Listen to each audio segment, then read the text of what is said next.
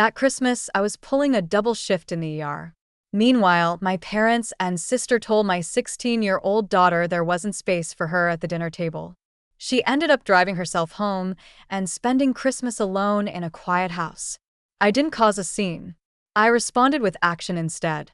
By the next morning, my parents discovered a letter on their doorstep and began yelling. On Christmas Eve, I returned home just before midnight, exhausted. I'd been doing chest compressions on a man who kept insisting he was just tired, despite the fact that his skin was turning blue. It had been that kind of shift. So, when I spotted Abby's boots by the front door, my first instinct was that someone might be injured. Then, I saw her coat tossed over the armrest, her overnight bag still zipped up, and her body curled on the couch in that tight, uncomfortable position like she didn't quite trust the furniture to hold her. I stood there waiting for the logic to settle. She was supposed to be at my parents' house for their traditional Christmas Eve overnight. She had pleaded to drive herself this year, her first Christmas with a new license, proud and eager to show she could handle it. She even left early to be extra respectful. Since my husband and I were both working late, the plan made perfect sense until it didn't. Abby, I called out softly.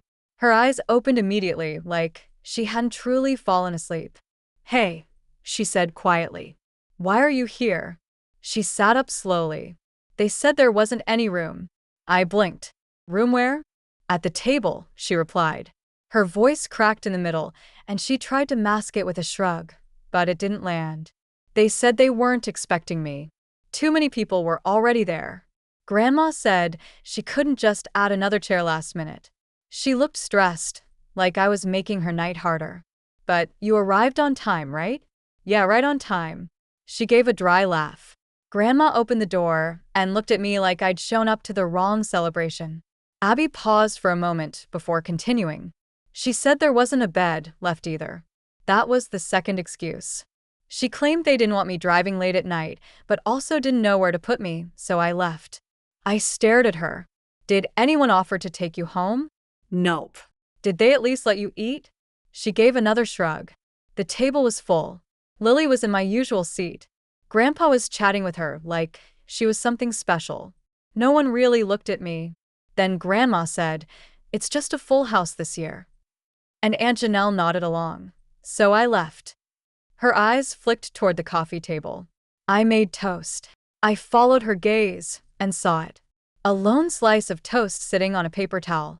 It was cold, a bit bent, with half a banana placed beside it. That was her Christmas dinner. I felt something twist in my chest. Not quite rage yet, just that brittle, frozen feeling that comes before something breaks. I wasn't that hungry anyway, she murmured. Not really. That's when her eyes started to fill. He fought it. God, she tried. Looked up, blinked hard, bit her lip like she could chew her way out of the emotion they made. It seemed like I'd imposed, she whispered. Like showing up after it was planned was rude, and then she cried quiet and slow like a faucet. You can't quite turn off. I was going to bring a pie, she added. But I thought they'd have enough food already. I sat next to her, put my arm around her shoulders. She leaned in without hesitation like she'd been holding herself up out of spite. After a while, she wiped her nose on her sleeve.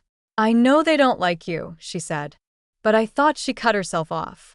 You thought you were just the kid, not part of it, she nodded. They didn't even say it meanly, she added, just like it was a practical problem. Like I was a folding chair they didn't have space for. I didn't go to bed right away. I sat in the kitchen looking at her bag, still zipped. She packed it so carefully, picked out the sweater my mom said she liked, brought a little tin of cookies she made herself. I opened the fridge. There was nothing special in there. We hadn't planned to back up Christmas. Why would we? We trusted them. That's the part one couldn't get over. Not the cold cheese toast or the lack of food. Not even that she drove home alone in the dark. It's that they looked her in the eyes. This sweet, awkward, brave girl who showed up on time with cookies and a smile and told her with 28 people inside, "There's no room for you." They didn't mean no space. They meant not you.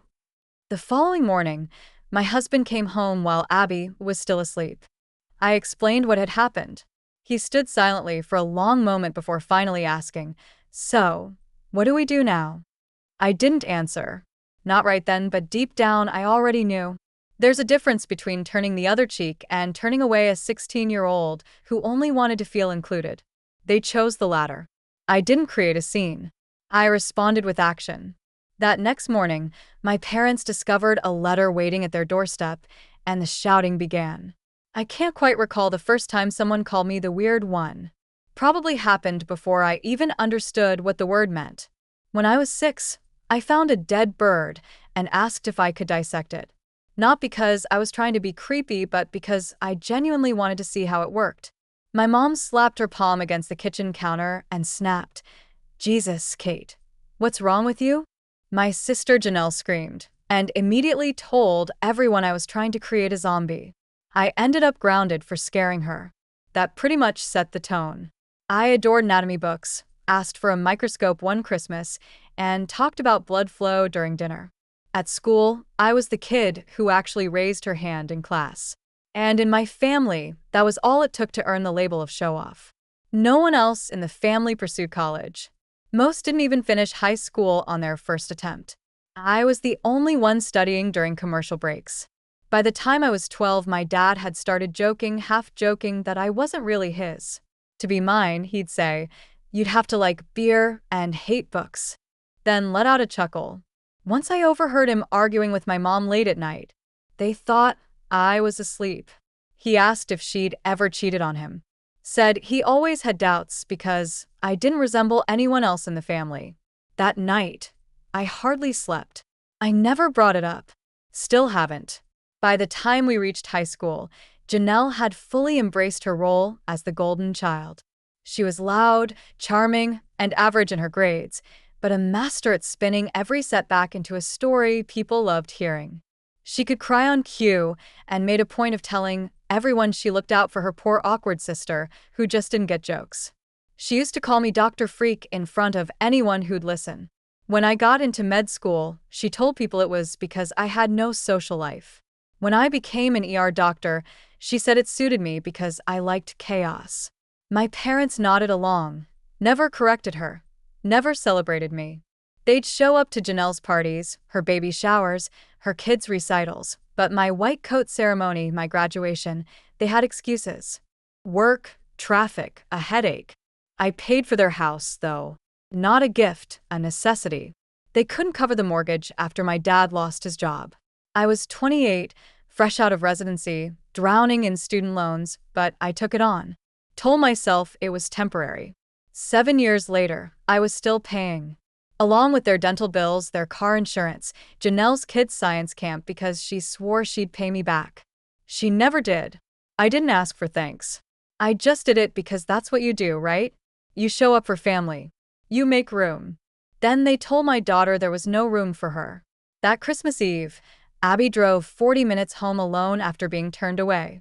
No one called to check if she made it. No one texted to say sorry. They just let her leave, like she was an uninvited guest. The letter I left on their doorstep wasn't long.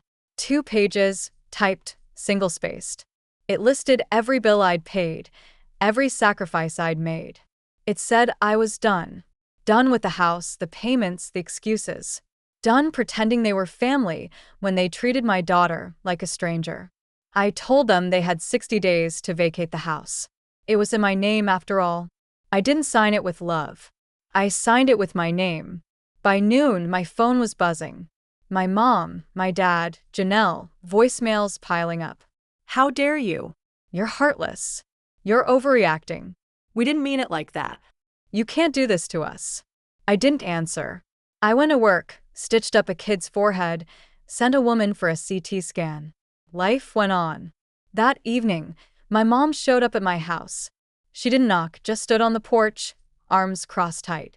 I didn't send that letter to be cruel, I added. But if you think you can treat Abby like she's disposable, oh, for God's sake, she snapped suddenly, animated again. Stop acting like we're monsters. You're the one tearing your family apart over a misunderstanding, and now you're threatening your own parents. She held up the letter like it was evidence in a trial. And I swear this part felt like theater. She ripped it in half, just stood there, and tore it down the center like that would somehow void the legal process there. She said, "That's done now. If you want us to forgive you, you'll pay for Lily's science camp," and dropped this ridiculous tantrum. She smiled like she just solved the whole thing. I didn't say anything because that was the moment I realized they hadn't taken me seriously. Not for a second. Not when I was a kid. Not when I became a doctor. Not even now to them. I was still the awkward science-obsessed girl who should be grateful for scraps and stay in her place. The girl they resented but never truly respected. They thought a May wouldn't follow through. But they were wrong. So I let my mother walk off the porch muttering to herself, like the hero in a tragic play. And I closed the door quietly, calmly. But in my head, I was already making the next move. My mother tore up the eviction letter like it was a flyer for gutter cleaning right in front of me right after accusing me of being selfish, loveless, and emotionally unstable. Then she had the nerve to smile and say, "Pay for Lily's science camp and we'll forgive you." She said, "We'll forgive you." Like they were the victims, like turning away my daughter at Christmas was some sort of lapse in etiquette instead of cruelty. 2 mornings later, I met with a lawyer. I laid everything out. The house in my name, the mortgage I'd been paying for 7 years, the bills, the dental plan, the quiet sacrifices. He didn't flinch. "I assume you want a formal eviction," he said like it was the weather. I nodded. The notice went out that same week. 60 days, paper stamped, signature required. And this time, they couldn't tear it up and pretend it didn't exist. I kept paying. The mortgage wasn't about to let my credit die for the sake of a statement, but everything else gone. Utilities, cable, medical reimbursements. They got a crash course in what no support actually looks like. 2 weeks later, someone knocked on my door. It was Aunt Elaine, the good aunt, or so I'd thought. She had a tin of cookies and a rehearsed look of concern. "Kate," and she said, "I just want to talk." I let her in. I already knew why she was there. We sat in the kitchen. I poured tea. Neither of us touched it. "It just doesn't sound like you," she started. "There was throwing out your parents over a misunderstanding," she added gently. I laughed once, not kindly. I told her about the house, the bills, the Christmas Eve betrayal, how my parents had made room for 28 people, including a neighbor and 2 cousins I hadn't spoken to in a decade, but not their own granddaughter. Aunt Elaine palled. "I didn't know." She said, "They didn't tell you." I corrected. She left like someone who couldn't unhear what they'd heard. 3 days later, I got a text. I didn't understand. Before I do now, 1 week before the deadline, my lawyer called. "They haven't moved at all," he said. "Then we proceed," I responded. That same day, I put the house on the market, priced it fairly, not inflated. I wasn't looking to squeeze out every dollar. I just wanted to be done. A buyer made an offer quickly. Families love that neighborhood. They only had one condition. The place needed to be completely vacated. Vacant possession required. My agent reminded me. "Understood," I said. I didn't go on the day they were removed. The new owners handled it through official legal processes. From what I heard, it wasn't pleasant, but what followed wasn't any easier. Janelle, of course, took them in. Naturally, my sister has always enjoyed pretending to be the more compassionate one. She gave the cousins interviews like she was on some kind of press tour. She's abandoning them, she told them. All because of one holiday misunderstanding. 3 weeks later, she was standing in my front door. Her eyes were bloodshot, hair tied back in a frazzled bun. "I can't do it," she said, skipping any greeting. "They're constantly bickering. Mom says the living room is too cramped. Dad complains that my kids are too loud. They won't even agree to share a bathroom. I'm losing my mind." I leaned against the doorway, arms folded. "They need a rental." She told me, "You could at least help with that. Just enough to cover a deposit." No, Janelle. "You saw them turn Abby away on Christmas Eve and stood there doing nothing. That was your choice." I nodded slightly. "This is mine." She blinked, hesitated, then turned around and left without another word. A week later, she kicked them out as well. They ended up in a rental nobody would brag about. 2 small rooms, 1 space heater, and a crooked front step that leaned like a shrug. Their pensions barely covered the basics, just rent and groceries. The vacations were gone, the dinner parties over, the anniversary cruise they'd been planning forgotten. They started reaching out to the extended family, trying to gain sympathy. They claimed I'd abandoned them without notice, said I was unstable, cold. Always had been. But by then, I had already spoken to the uncles and cousins quietly. I sent them proof, scanned bills I had covered, a copy of the eviction letter properly time-stamped and certified. One cousin simply replied, "Wow." Another sent a thumbs-up emoji. No one was rushing to rescue them, and I wasn't either. 2 months later, Abby and I were sitting on the porch sipping iced tea. No plans, no pretending, just a peaceful afternoon. She said, "You know, I don't miss them." Neither did I. My phone buzzed. Unknown number. I opened the message, without thinking. "Hope you're proud of what you've done." I deleted it instantly. No hesitation, no reaction. "They'll probably text again," Abby said offhandedly. "They always do," I replied. "But they're not my problem anymore." And they weren't. They once said there wasn't room for Abby at their table. Now there's no room in our lives for cruelty, control, or manipulation.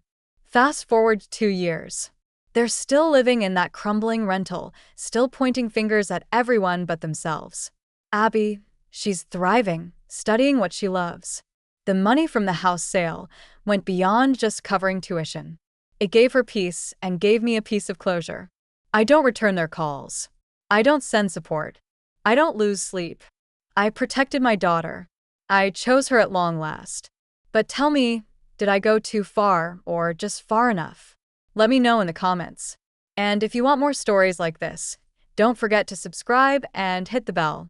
I kept going because I had to. The story doesn't end at the doorstep. It doesn't wrap neatly like a holiday movie. After Janelle took them in, I thought maybe she'd see it, the weight of their choices. But she didn't. She played the martyr, told everyone I was the villain, the cold doctor who threw her own parents out over a teenager's tantrum. She'd call it that, a tantrum, like Abby's pain was just a phase. I heard her version through a cousin's email, forwarded without comment. Janelle said I was always too sensitive, too quick to take things personally.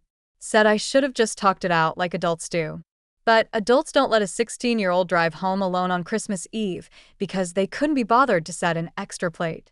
I didn't respond to the cousin. I didn't need to. The truth was in the bills I'd paid, the years I'd carried them, the way they'd looked at Abby and saw someone disposable. The extended family split after that. Some believed Janelle's story, sent me messages about forgiveness and family ties. Others, the quieter ones, reached out with questions. They'd heard about the house, the payments, the way my parents had leaned on me for years. One uncle called, said he'd always wondered why I was the one covering their bills when Janelle was right there, closer, with a bigger house. I didn't have an answer for him. I just said it was over now. He didn't push. The house sold faster than I expected. The new owners moved in, repainted the walls, planted flowers where my mom's old garden had gone to weeds. I drove by once, not to reminisce, just to see it. It looked like someone else's home now, which was the point. I didn't feel loss. I felt finished. Abby started talking about it less. At first, she'd bring it up, small questions about why they did it, if she'd done something wrong. I told her the truth. It wasn't about her. It was about them, their priorities, their inability to see past their own comfort. She nodded, but I could tell it lingered. She's 16. Rejection like that doesn't just vanish. But she's stronger than I was at her age. She's already planning her future, talking about college, biology, maybe even medicine. I see myself in her, but not the version who stayed quiet to keep the peace. She's the version I wish I'd been, the one who knows her worth. Janelle tried calling once, left a voicemail about how I'd regret this, how family is forever. I deleted it without listening to the end. Forever doesn't mean you take cruelty sitting down. Forever doesn't mean you let your kid feel less than. My parents sent a letter a few months later. Handwritten, which was new. They said they were sorry, but it felt like the kind of sorry you say when you're out of options. They mentioned their health, their bills, how hard things had gotten. I read it once, folded it, Put it in a drawer. I didn't reply. I don't hate them. I don't wish them pain. I just don't have room for people who make my daughter feel like an afterthought. Abby and I have our own traditions now. Christmas is quieter, just us, my husband, a few friends who feel like family. We cook what we want, play music too loud, laugh without checking if it's allowed. The house is ours, not just in deed, but in spirit. No one's looking over our shoulders, waiting to tell us we're doing it wrong. I still work doubles sometimes. The ER doesn't stop for holidays. But when I come home, Abby's there, not curled up in fear but sprawled out, sketching or reading or arguing with her dad about pizza toppings. That's what I fought for. That's what I chose. Did I go too far? Maybe. But when I look at her, I know I didn't go far enough for years. Now, I'm done carrying their weight. I'm done making room for people who couldn't make room for us. Tell me, was it too much or just enough? Share your thoughts in the comments. And if you want more stories like this, hit subscribe and don't forget the bell.